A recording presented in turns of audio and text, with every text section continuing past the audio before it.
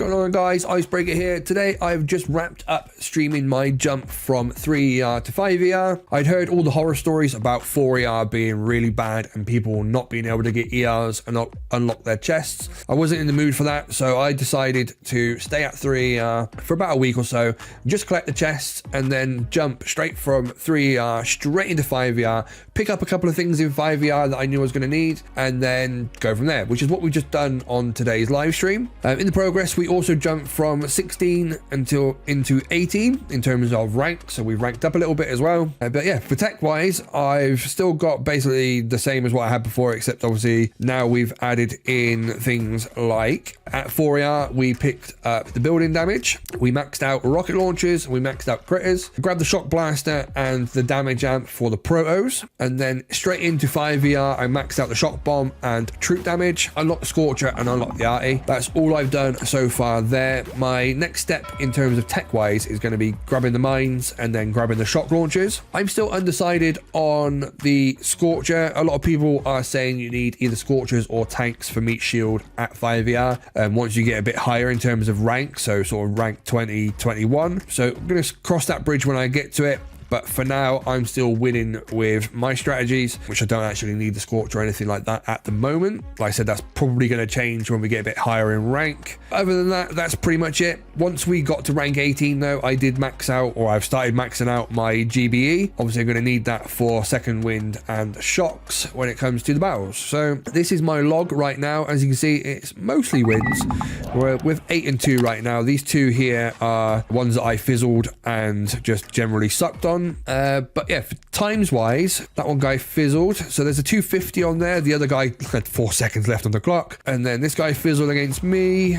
This guy fizzled. This one was a 243 and the other guy had 43 seconds left. This one fizzled, and then this one was a 253 time, and then this guy also fizzled. So my base layout is actually working really well. Lots of people fizzling and retreating, so if you want to get a look on the base layout, that's absolutely fine. You can crack on with that. I know it looks a bit odd having the shock blaster back there, but it does work.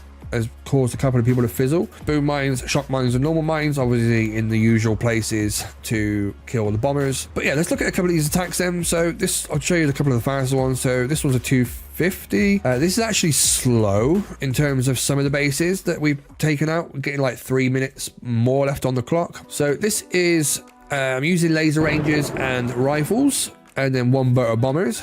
So we're dropping the rifles out early. We're letting them get, you know, sort of to the top of the ramp before dropping the laser rangers, because the laser rangers are so much faster. And then once they start getting into position, obviously the rest of the rifles are still going to filter through. But if the little meat shield in front of you is getting really thin, then obviously use second wind straight away. Using our shocks on the amped rocket launchers, well, just rocket launchers in general to be fair, but if your opponent's got the damage amp, then chances are they will have their rocket launchers amped, and if they do, you definitely need to shock them. Using critters to clear the mines, shock the rocket launchers and stuff, and then just keep the second winds coming in to keep plenty of troops in the game to get through all of these clump bases and stuff and get these full clears. See there, we're taking down this guy. 250 left on the clock. This one again is very similar, again with all the stuff over on the left. But obviously the laser rangers will absolutely love any of the clump bases. The more clumped the base is, the faster the laser rangers will get through it. Again, like I said before, I was using them critters to clear the mines, keep the second wind coming to feed more rifles out the front. The laser rangers are really squishy, so they die really easy. If you do see a bunch of your laser rangers get taken out, maybe by a mortar or by rockets, use the second wind straight away to get those laser rangers back, because if you leave it too late, what will happen is you'll just bring back rifles, and then from that moment on you won't get those laser rangers back. The way Kavan works with second wind is the troops that died most recently are the ones that he will bring back. So if you lose a whole bunch of laser rangers and then wait until you've lost a whole bunch of rifles before using second wind, all you'll get is the rifles, you won't get those lasers. So as soon as you see a big chunk of lasers die, spam that second wind straight away and you'll get those laser rangers back. And then if you need to, you can hit second wind again. Obviously, you've got the GBE, because then that will give you your rifles that you need as well. This one was a bit of an odd layout, but I went with the laser rangers again anyway. I've dropped them in such a way that obviously the rifles are going to come up and be the distraction.